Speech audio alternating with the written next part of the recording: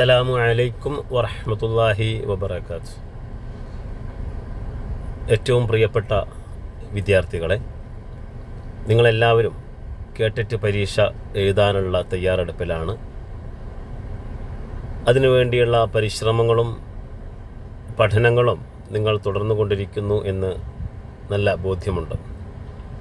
എല്ലാവർക്കും നല്ലൊരു വിജയം മുൻകൂട്ടി ആശംസിക്കട്ടെ. ഇന്ന് ഈ വീഡിയോയിൽ ഞാൻ പറയാൻ പോകുന്നത് പല ആളുകൾക്കും വളരെ പ്രയാസകരമായ, അതല്ലെങ്കിൽ പരീക്ഷാ ഹാളിൽ കയറിക്കഴിഞ്ഞാൽ ഏറ്റവും ബുദ്ധിമുട്ടുള്ള ഒരു കാര്യമാണ് OMR ഷീറ്റ് പൂരിപ്പിക്കുക എന്നുള്ളത്. അതിലൊരുപാട് സമയം നഷ്ടപ്പെടാറുണ്ട്. പ്രത്യേകിച്ച് ആൻസറുകളൊക്കെ ബബിൾ ചെയ്യുന്ന സമയത്ത് പലർക്കും പല ശങ്കകളും ഉണ്ടാവാറുണ്ട്. എന്നാൽ ഖസാന ഓൺലൈൻ എഡ്യൂക്കേഷൻ ഗ്രൂപ്പിലെ വിദ്യാർത്ഥികളെയും സംബന്ധിച്ചിടത്തോളം അവർ അതിൽ സുപരിചിതരായിരിക്കും. കാരണം നമ്മൾ നടത്തിയ മോഡൽ പരീക്ഷകളെല്ലാം OMR ഷീറ്റ് ഉപയോഗിച്ചിട്ടുള്ളതായിരുന്നു. എന്നിരുന്നാലും OMR ഷീറ്റിൻ്റെ ഉപയോഗ രീതിയെക്കുറിച്ച് വളരെ കുറഞ്ഞ സമയം കൊണ്ട് ചില കാര്യങ്ങൾ നിങ്ങളുടെ ശ്രദ്ധയിൽപ്പെടുത്താനാണ് ഉദ്ദേശിക്കുന്നത്. എല്ലാവരും വീഡിയോ ശ്രദ്ധിച്ച് കാണണം, കേൾക്കണം, മനസ്സിലാക്കണം. പിന്നീട് യാതൊരുവിധ തെറ്റുകളും വരാൻ ഒരു ഇട വരരുത് എന്നുകൂടെ ആമുഖമായിട്ട് പറയട്ടെ. നിങ്ങൾ സ്ക്രീനിൽ കാണുന്നത് പോലെയുള്ള ഒരു OMR ഷീറ്റ് ആയിരിക്കും നിങ്ങൾക്ക് ലഭിക്കുക. കാറ്റഗറി 4ൻ്റെ OMR ഷീറ്റാണിത്. ഇതിൽ ആദ്യമായിട്ട് കൊടുത്തിട്ടുള്ളത് നമുക്കറിയാം, Kerala teacher eligibility test KTET 2020 answer ഷീറ്റാണ്. ഇതേപോലെയുള്ള OMR ഷീറ്റ് തന്നെയാണ് നിങ്ങൾക്ക് വരുന്നത്. അതുകൊണ്ട് ഇതൊന്ന് ശ്രദ്ധിച്ച് കാണുക. ഇതിൻ്റെ തുടക്കത്തിൽ നെയിം ഓഫ് ദി കാൻഡിഡേറ്റ് എന്ന് പറഞ്ഞിട്ടുണ്ട്. ഓരോ കോളത്തിലും ഓരോ അക്ഷരങ്ങളാണ്, നിങ്ങളുടെ പേരിൻ്റെ ഓരോ അക്ഷരങ്ങളാണ് ഓരോ കോളത്തിൽ എഴുതേണ്ടത്. ഓരോ അക്ഷരങ്ങൾ എഴുതി കഴിഞ്ഞാൽ പിന്നീട് പേരിൻ്റെ കൂടെ ഇനിഷ്യൽ വരുന്നുണ്ട് എങ്കിൽ പേരിൻ്റെ ശേഷം ഒരു കോളം ഒഴിവാക്കിയിട്ട് തൊട്ടടുത്ത കോളത്തിലാണ് ഇനിഷ്യൽ എഴുതേണ്ടത്. അതോടൊപ്പം തന്നെ 2 പേരുണ്ടെങ്കിൽ, മുഹമ്മദ് ഷബീബ് എന്ന പോലെയുള്ള 2 പേരുകൾ ഒരാൾക്കുണ്ടെങ്കിൽ മുഹമ്മദ് എന്ന് കഴിഞ്ഞിട്ട് ഒരു കോളം ബ്ലാങ്ക് ആയിട്ട് ഒഴിവാക്കിയിട്ട് പിന്നെ അതിനുശേഷമാണ് ഷബീബ് എന്നുള്ള പേര് തുടങ്ങേണ്ടത്. ഓരോ കോളത്തിലും ഓരോ അക്ഷരങ്ങളായിട്ട് തുടങ്ങേണ്ടത്. ഓക്കെ, ഇനി അടുത്തത് റോൾ നമ്പറാണ്. റോൾ നമ്പർ എന്നുള്ളത് നിങ്ങളുടെ ഹോൾ ടിക്കറ്റിൽ നിങ്ങൾക്കൊരു നമ്പർ തന്നിട്ടുണ്ടാകും, രജിസ്ട്രേഷൻ നമ്പറായിട്ട് നൽകിയിട്ടുണ്ടാകും. അതിൽ കൊടുത്തിട്ടുണ്ടാകും റോൾ നമ്പർ എന്നുള്ളത്.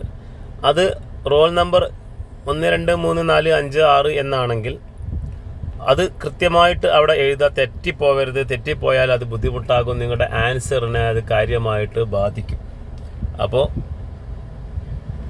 തെറ്റാതെ എഴുതാൻ വേണ്ടിയിട്ട് ശ്രമിക്കണം. തുടർന്ന് ആ റോൾ നമ്പർ എഴുതി കഴിഞ്ഞാൽ ഉടനെ താഴെ കുറേ ബബിൾ ചെയ്യാനുണ്ട്. അപ്പോൾ 1ാമത്തെ കോളത്തിൽ നിങ്ങൾ 1 എന്നാണ് എഴുതിയതെങ്കിൽ ആ വരിയിലെ 1 എന്നുള്ള ആ ഭാഗം നിങ്ങൾക്ക് അർപ്പിക്കണം. 1 എന്ന് എഴുതിയ ആ ഭാഗം നിങ്ങൾക്ക് അർപ്പിക്കണം. 2ാമത്തെ 2 എന്നാണ് എഴുതിയതെങ്കിൽ അടുത്തതിലെ 2 ആണ് കറുപ്പിക്കേണ്ടത്. തൊട്ടടുത്തതിലെ 3, തൊട്ടടുത്തതിലെ 4, തൊട്ടടുത്തതിലെ 5, തൊട്ടടുത്തതിലെ 6. ഇങ്ങനെയാണ് നിങ്ങൾ ബബിൾ ചെയ്യേണ്ടത്. അത് നിങ്ങളുടെ ഹോൾ ടിക്കറ്റ് നോക്കിയിട്ട് തെറ്റാതെ എഴുതണം. ഒരു കാരണവശാലും തെറ്റിപ്പോകരുത്. അക്കങ്ങൾ അങ്ങോട്ടോ ഇങ്ങോട്ടോ മാറിയാലും അത് നിങ്ങളുടെ റിസൾട്ടിനെ ബാധിക്കും. അതിനുശേഷം പിന്നീട് ഇങ്ങനെ തെറ്റിപ്പോയിട്ടുണ്ട്, ഞാൻ എന്താണ് ചെയ്യേണ്ടത് എന്ന് ചോദിച്ചിട്ട് പിന്നെ അതിന് കാര്യം ഉണ്ടാവില്ല. തൊട്ട് അടുത്ത് വരുന്നത് ബുക്കിലെറ്റ് നമ്പറാണ്. ബുക്കിലെറ്റ് നമ്പർ ഏതെന്ന് ചോദിച്ചാൽ നിങ്ങൾക്ക് നൽകുന്ന ചോദ്യ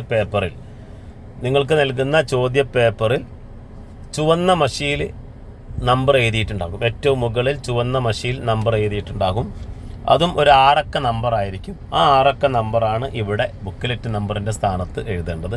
അതും നേരത്തെ പറഞ്ഞതുപോലെ നിങ്ങൾ ബബിൾ ചെയ്യേണ്ടതാണ്. തൊട്ടപ്പുറത്ത് സെറ്റ് എന്നുള്ളതാണ് വരുന്നത്. സെറ്റ് എന്ന് പറഞ്ഞാൽ 4 സെറ്റ് ചോദ്യപേപ്പറുകളാണ് നിങ്ങൾക്കുണ്ടായിരിക്കുക. 4 സെറ്റ് ചോദ്യപേപ്പർ. ഒരു set A, 2ാമത്തത് B, 3ാമത്തത് C, 4ാമത്തത് D. ഇങ്ങനെയാണ് ക്വസ്റ്റ്യൻ പേപ്പർ സെറ്റ് ചെയ്തിട്ടുണ്ടാകുക. ഏറ്റവും മുന്നിൽ ബെഞ്ചിലിരിക്കുന്ന ഒരാളുടേത് A ആണെങ്കിൽ തൊട്ടടുത്ത ആളുടെ B ആയിരിക്കും. അതുകൊണ്ട് തന്നെ ചോദ്യങ്ങളുടെ നമ്പറുകളിൽ മാറ്റങ്ങളുണ്ടായിരിക്കും.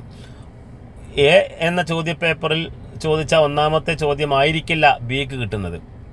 എക്കും ബിക്കും കിട്ടിയതായിരിക്കില്ല സിക്ക് കിട്ടുന്നത്, ഇവർക്ക് 3 പേർക്കും കിട്ടിയതായിരിക്കില്ല ഡിക്ക് കിട്ടുന്നത്. ഇങ്ങനെ ചോദ്യങ്ങൾ മിക്സ് ചെയ്തുകൊണ്ടിട്ടുള്ള ക്വസ്റ്റ്യൻ പേപ്പറാണ് ഉണ്ടാവുക. അപ്പോൾ നിങ്ങൾക്ക് നൽകിയ ചോദ്യ പേപ്പറിൽ ഏതാണ് കോഡ് ലെറ്റർ എന്ന് കൃത്യമായിട്ട് നോക്കണം.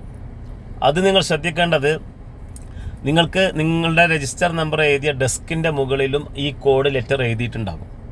അതേ കോഡ് ലെറ്റർ തന്നെയല്ലേ നിങ്ങളുടെ ക്വസ്റ്റ്യൻ പേപ്പറിലുള്ളത് എന്നും അതേ കോഡ് ലെറ്ററുള്ള കോഡ് ലെറ്റർ തന്നെയാണ് നിങ്ങളുടെ രജിസ്ട്രേഷനിൽ രേഖപ്പെടുത്തിയിട്ടുള്ളത് എന്ന് നിങ്ങൾ ഉറപ്പ് വരുത്തണം. അല്ലെങ്കിൽ നിങ്ങളുടെ പരീക്ഷയെ അത് ബാധിക്കും.